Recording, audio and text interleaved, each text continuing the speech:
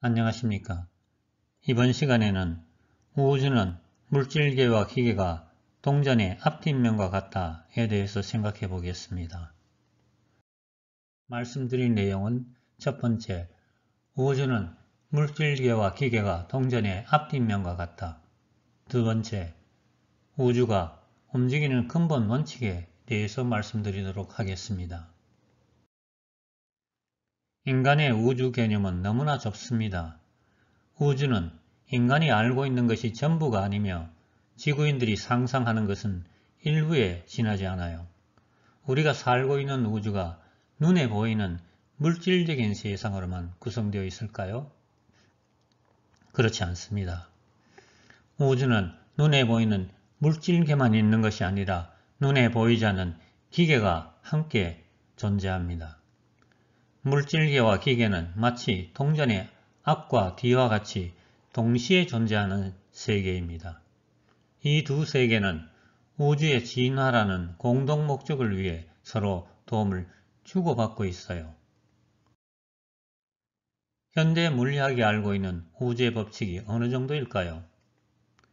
인간의 과학으로 밝혀낼 수 있는 우주의 법칙은 현재 상태에서는 1 내지 2%가 최대치라고 합니다.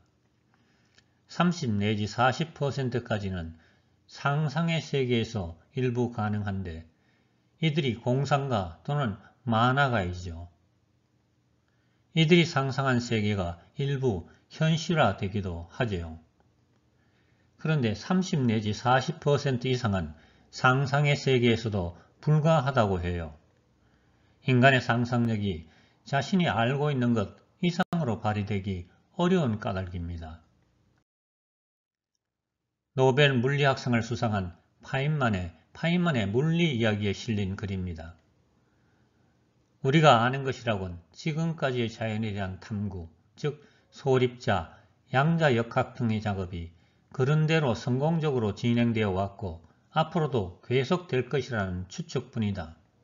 간혹 도중에 이빨이 맞지 않는 조각이 발견될 수도 있지만 계속 한 방향으로 노력하다 보면 그림 맞추기 퍼즐처럼 길 잃은 조각들은 서서히 제자리를 찾아갈 것이다.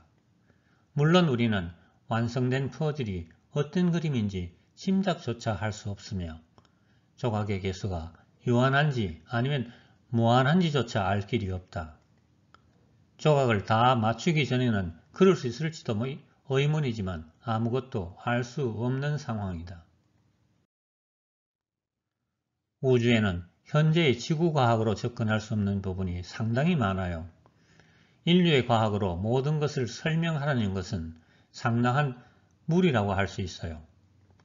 예를 들면 UFO나 우주인에 대해 추리 수준의 답은 있어도 100% 확실한 답을 내놓기는 어렵죠. 또한 답을 가르쳐 주어도 과학적인 공식으로 풀이가 되지 않으면 믿지 않으려 하죠. 이와 같은 사고방식이 의식의 전환을 막고 있어요. 과학의 발달은 걸어가는 것이요. 의식의 전환은 빛의 수천억 배의 속도가 가능하죠. 그런데 모든 것을 꼭 자로 재야 크기를 알 수 있다면 그처럼 답답한 것이 있을 수 없어요. 명심보감 천명편에 있는 이야기입니다. 정과득과 정두득두 천망회회 소이불루 오이씨를 심으면 오이를 얻고 콩을 심으면 콩을 얻으니 하늘의 그물은 넓고도 넓어 듬성듬성하지만 결코 새지 않는다. 하늘은 비록 넓지만 아주 작은 일 하나도 놓치지 않고 그에 합당한 인과응보를 내린다는 말이죠. 우주가 움직이는 근본 원칙이 무엇일까요?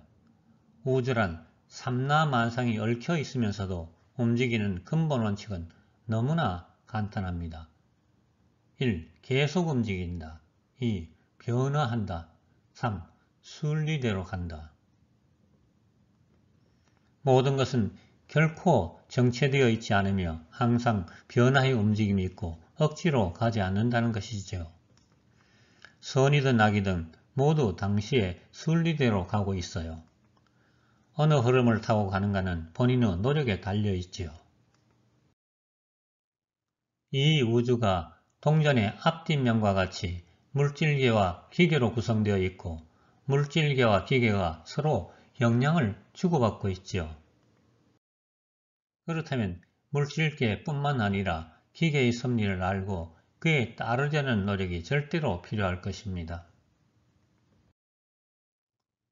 들어주셔서 감사합니다. 다음에는 우주의 구조와 크기에 대해 이야기하겠습니다.